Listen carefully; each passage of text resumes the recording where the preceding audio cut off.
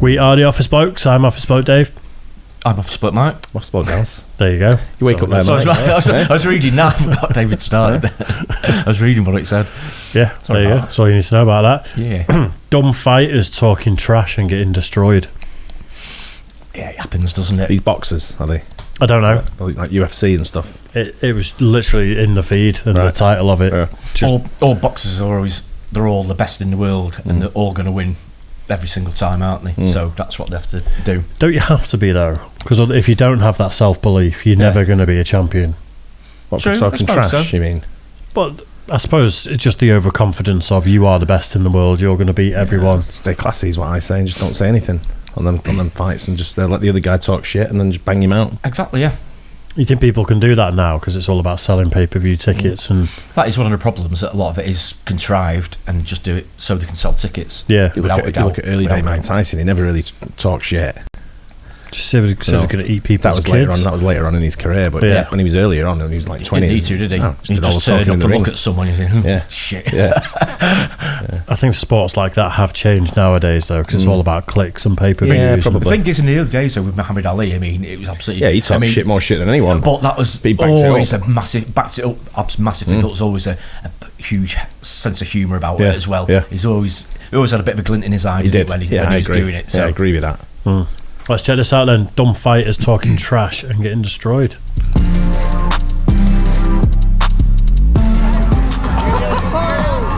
Cookie Woman is coming tomorrow, and she doesn't know who's coming. Sometimes you just have to sell your fight. So talking a little trash here and there can't hurt, right? Well, for these 10 fighters, they made the mistake of writing a check with their mouth that they could not cash in the ring. Prepare to cringe, folks. Here are some dumb fighters talking trash and getting destroyed. Ronda Rousey. What better way to kick off a video about terribly mistimed trash talking than with the undisputed queen, Ronda Rousey? You right now that it's fake and you're going to get it on Sunday.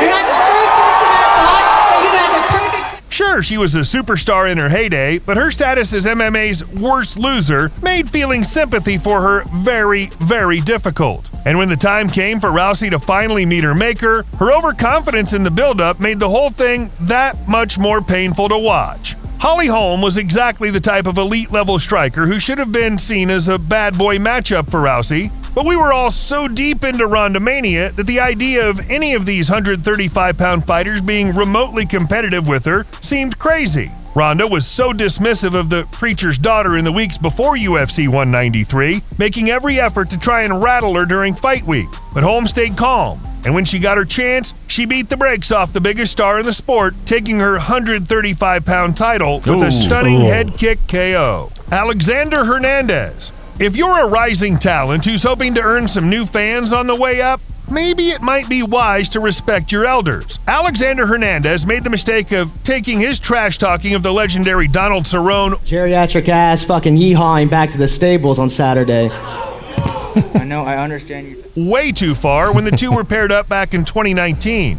It got so bad that the entire MMA community came out with a level of support for Cowboy that was far beyond anything he'd received in years. Hernandez was really trying to play the old man card with Cerrone, calling him geriatric, while promising the world that there would be a new lightweight contender in the division when all was said and done. Unfortunately, all this did was fire up Cowboy to put on his best performance in years. After taking a few early shots, Cerrone woke up and proceeded to put a beating on Hernandez before scoring a second-round TKO. Hernandez would never again find a strong level of momentum, leaving this as by far and away the most memorable moment of his career. Ben Askren. If you're You got to back it up, haven't you? Of course you have. Absolutely, yeah. Especially if you're the young guy and you're calling him an old man and stuff like that, Yeah, and then someone you that's get been around the battered. block a bit, I mean, they can be always dangerous. I think, Always dangerous. I think what you touched on before, though, Dave, is you've got to sell tickets as well. Absolutely. You know, you want to hype the fight up as best you can. Yeah. People Make see needle when it comes to boxing, UFC, and that. Yeah. I suppose, don't we? I suppose we're just as guilty of it as anyone. I'm guessing. Yeah. If there is that needle, it does add that extra spice to it. And does Yeah. I think I've heard people like Rogan talk about it, and he said some amazing fighters can't sell pay-per-views because there's just no drama. There's nothing behind it. Yeah. True. Yeah. You look at Conor McGregor; he's probably the best at selling pay-per-views and stuff. One, he's controversial, shit talking. Oh, shit's talking court soon, won't we? Wow. What's going on? Oh yeah, Jesus. What's that about? He's got to have your fair, yeah. Yeah. No, well, he's got an allegation of assault against him. Right, Sexual assault. Yeah. All right. Yeah. He's definitely off the rails at the moment, isn't he? He's potentially on the Colombian marching powder quite a lot. You're going to talk as much trash as Ben Askren did ahead of his clash with Jorge Masvidal. Muscles aren't very big and his beard's pretty ugly. But besides that, I think it's going to be total dominance. Is this the knockout that we reacted to where he runs at him and just knees him in the head and fractures his skull? Not sure. I'm not sure on that neither. I remember the incident, but I can't remember what the fighters looked like. I think it might be this. I think he just knocks him out within about a second of the fight. You better survive longer than 5 seconds inside the cage. You're right. Maybe we're being a little harsh, but there's no other way to put it. Askren was embarrassed by Jorge Masvidal on fight night, embarrassed in a way that most fighters will never experience. Ben and Jorge are two polar opposites of people, and whether they were co-workers in an office or professional fighters in a cage, they were never going to get along. But Askren did everything in his power to try to convince us that Masvidal was not a threat. Unfortunately, he was. And it took a record-breaking 5 seconds for Askren to realize his mistake, if he remembers the fight at all. Gamebred nailed him with perhaps the single most perfect knee the sport of mixed martial arts has ever known, basically ending Askren's career as a high-level attraction there and then. Even Ben was forced to admit that he'd definitely been shut up. Derek Brunson.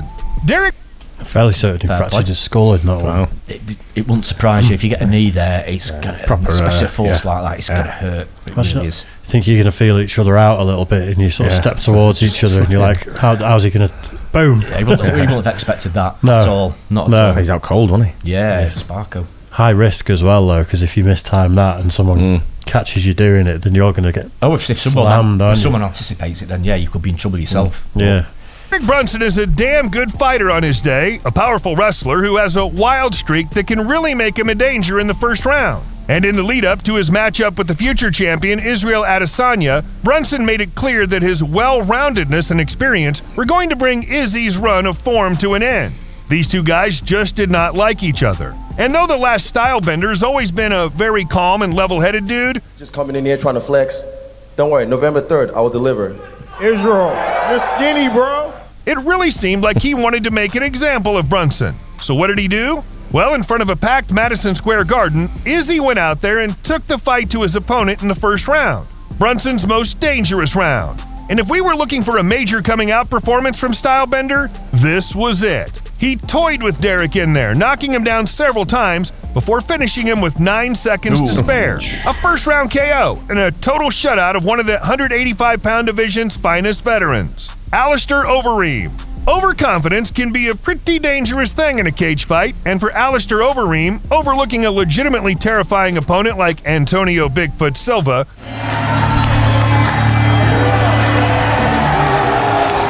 proved to be one of his career's lowest moments. At the time, Overeem was a real attraction for the heavyweight division. A guy who looked the part and had the results to back it up. A shot at UFC gold seemed inevitable for this former kickboxer, so when the UFC decided to set the Reem up for a clash with Bigfoot Silva, everyone, Overeem included, saw it as little more than a tune-up. Silva didn't take too kindly to his opponent's arrogance, though, and on fight night, he dragged the Dutchman into deep waters, shocking the world with a third-round TKO. He then took to the mic and warned Overeem about the dangers of talking trash, said he was British on the outset, and then he said the Dutchman. Yeah. Did they? I didn't hear that. The flag, the British flag next to his name. Because I said I've never heard of him. He said he's from Hounslow. All right. The world that his opponent reaped what he had sown. Conor McGregor. If you go after a man's character, his team, his family, and his religion, you'd better be able to back it up when the cage doors close. For Conor McGregor, getting the job done had never really been a problem until he crossed paths with the worst stylistic matchup possible. In fairness, Khabib Nurmagomedov is almost like a kryptonite to every fighter in the game. Smash me! Smash me! You say send location. Here it is, right here in front. But out of the 13 opponents he faced in the... Gotta say, he's kind of embarrassing himself at the moment. All the videos that you see of Conor are like, he's still talking like that, but not doing anything. He's always been a loud and brash type of guy, I suppose, hasn't he? Yeah. Like I say, you've got to back it up as well. If you're going to be like that, then let's have a bit of substance behind it. It just seems like there's a lot of talking and there's a lot of. I think he's gone past his best now, then, McGregor. Well, there was someone last week who came out and just said, "What's he ever done?" You know, some fighters come out and sort of like he's been going on to some other fight, and the other fighters come back and go, "What have you ever done?" Yeah, I think he's. I don't.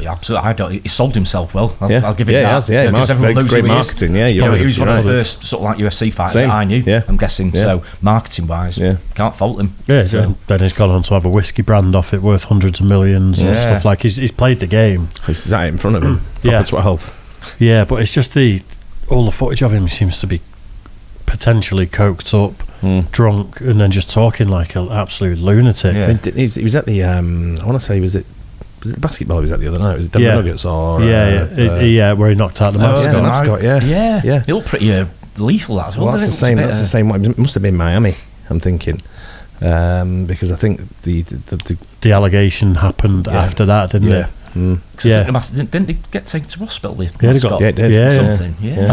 think he was supposed to get on and scuffle with the mascot a bit. I think that was like a PR thing. Going in there, though, didn't he? But I think it looked like he threw a proper one. Yeah, it looks like he took it too far. But I mean, if you're coked up and you think you're the guy allegedly, and then you just run up and do something like that, you can kind of see like that's how people like that behave a lot of the time, isn't it? Yeah. UFC, no one managed to get under his skin quite like the Notorious. Conor took aim at everything Khabib holds dear, causing an insane media circus in the lead-up to UFC 229. But when the cage doors closed, apart from a few solid defensive moments from the Irishman, it was all Nurmagomedov in there. He ripped McGregor apart from the first bell to the last, eventually tapping him in the 4th round. What followed was a scene of total chaos as Khabib jumped McGregor's corner and caused the wildest post-fight scene in UFC history.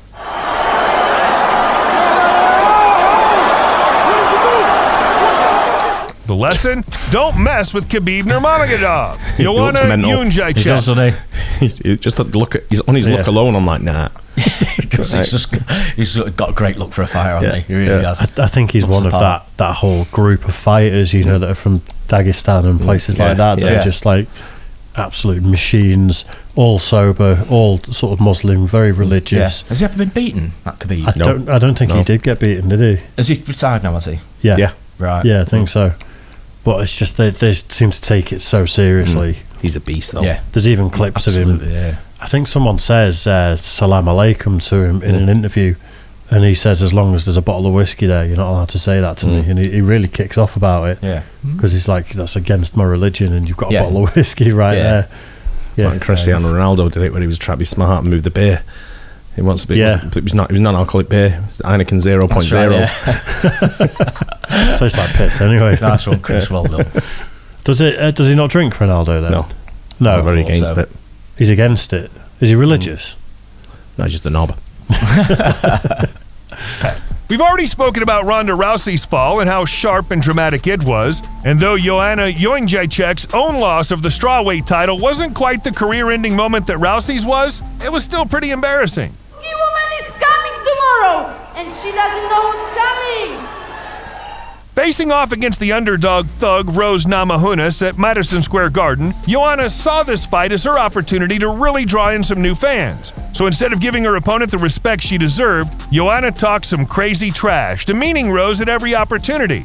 About my legacy, it's all about staying undefeated, and it's more important than all of this record. Their infamous pre-fight weigh-in stare-down involved the champion spouting constant insults at Namajunas, while the challenger remained cold-faced, reciting the Lord's Prayer back at her. Was it all a gimmick, or did Rose know something we didn't? Well, as it turns out, Namajunas was actually the best 115-pound fighter on the planet all along, and she managed to prove as much by dropping Joanna twice in the opening round, stopping her by way of one-sided TKO finish.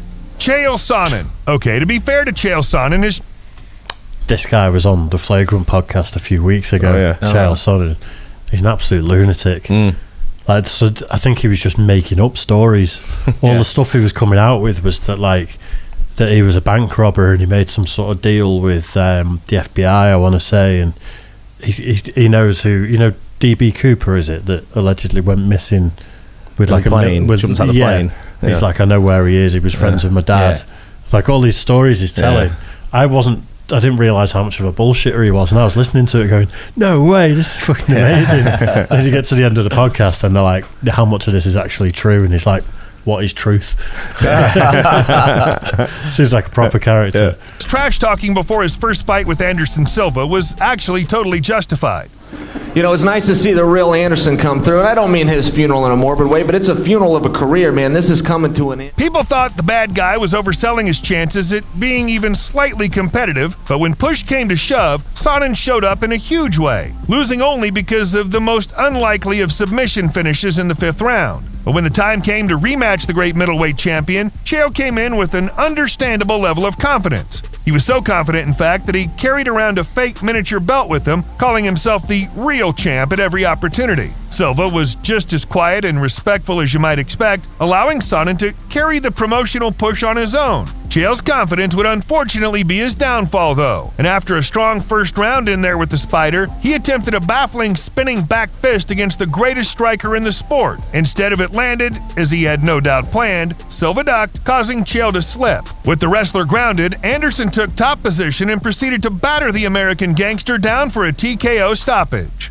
Michael Johnson. Underestimating an absolute dog like Justin Gaethje can be a one-way ticket to an embarrassing beatdown. Sure, Michael Johnson did a pretty good job, all things considered, but when things got truly rough in there with the UFC's newest signing, Johnson was taken apart in truly vicious fashion.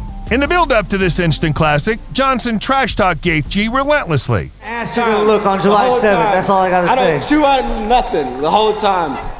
Telling the world that he'd have no problem dealing with the highlights' legendary pace and pressure. He talked so much that some fans were fully convinced that the Menace was about to give the former World Series of Fighting champion a rude awakening, but we were all about to learn a major lesson about who Justin Gaethje was. This is not the type of fighter you trash talk with if you're not ready to swim in deep water. And on fight night, Johnson was dragged into a dogfight for the ages, losing by way of TKO after spending his entire gas tank and failing to get Justin out of there. Some dudes are just built different.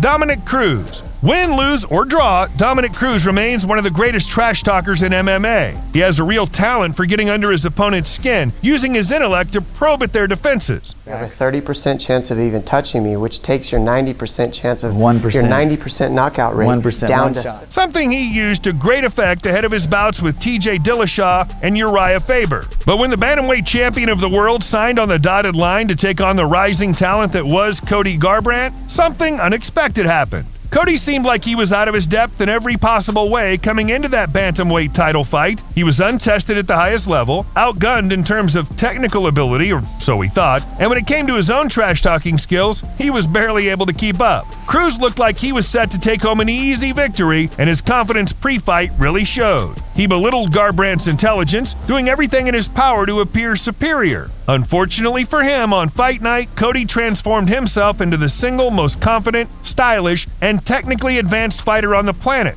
Seriously. Garbrandt showed up for this fight in a way that's still being pointed at to this day. Over 5 rounds, he dropped Cruz several times, showcasing some insanely slick movement in boxing, beating Cruz in every facet of the fight to truly shut him up once and for all. And that'll just about do it for this video, but who do you think was the dumbest trash talker of them all? Looks a bit one way, that last one, didn't it? It did a bit, like he proper had his number, didn't he? Yeah. The head movement and stuff was just taking the piss, wasn't it? I know, yeah. Just looked like it was just one-way traffic. Yeah, but seen certain videos when people do that, they get it coming back to them again, don't they, as well? But obviously that time it worked for him. The best ones. So. You end up on a different compilation, don't you? Exactly. Shit and all that. Yeah. Hope you guys enjoyed it. Don't forget to like and subscribe, and we'll catch you on the next one. Cheers, guys.